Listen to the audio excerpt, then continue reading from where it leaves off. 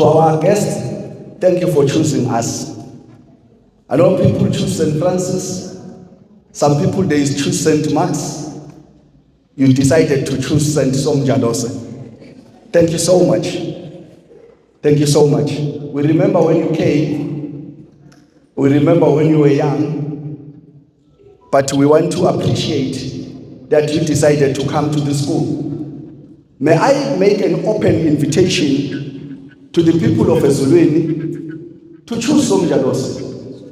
Somnjalose is not just an academic institution, but here we allow learners to do so many things.